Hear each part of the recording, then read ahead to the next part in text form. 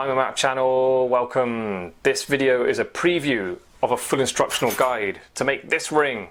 It's quite a simple rub over set-in on a split shoulder shank, and its design was inspired by the previous full instructional guide I made, how to make a Britney ring, the Britney Spears engagement ring.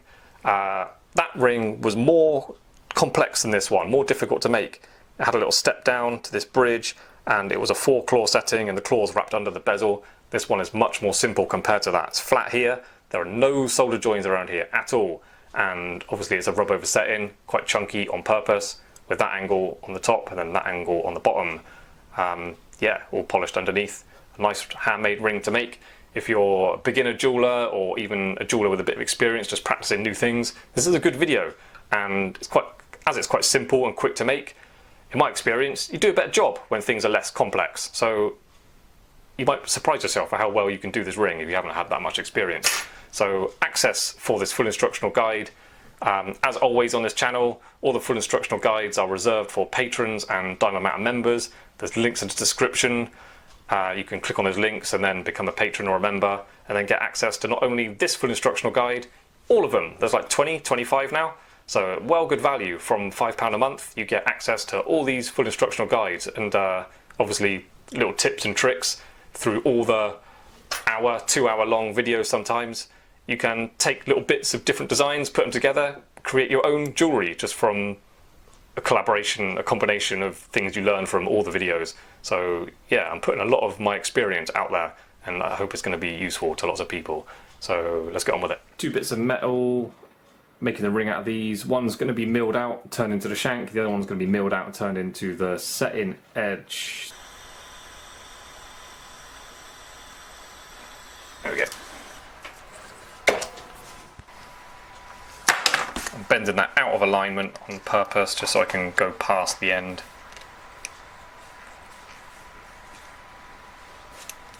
Tighten this up. The metal's got very hard. When you melt up bits, the metal tends to get really hard really quickly. So I'm just going to try and pick it up. Right, so I've been round it with my file, just to what I think looks right.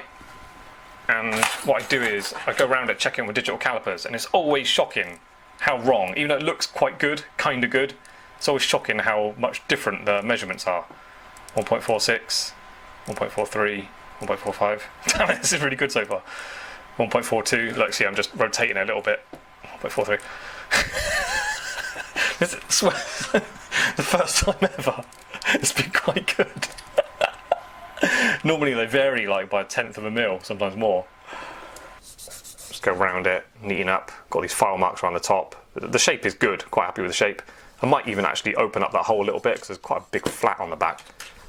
Although, sort of distance always working quite well on my shank with my shoulders. Nah, I'm gonna leave it. Anyway, so yeah, just gonna paper around this and then give them a light polish, put them together. This brush is proving really good. I think I got it when I was making that other full instructional guide. It really loads up the flux and touches loads on in one go. I might start offering these in my online shop.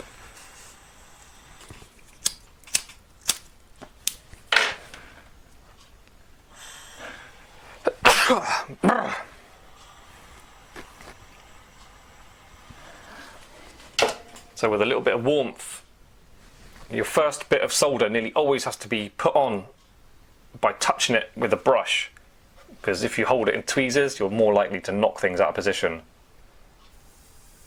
This is a bit too hot. But yeah, you want it a bit of heat there so it kind of grabs the solder off your brush without burning the bristles and then grabbing your brush. I just need to freshen up the surfaces because they're all a bit scratchy and stuff, give it a polish, and then that's done.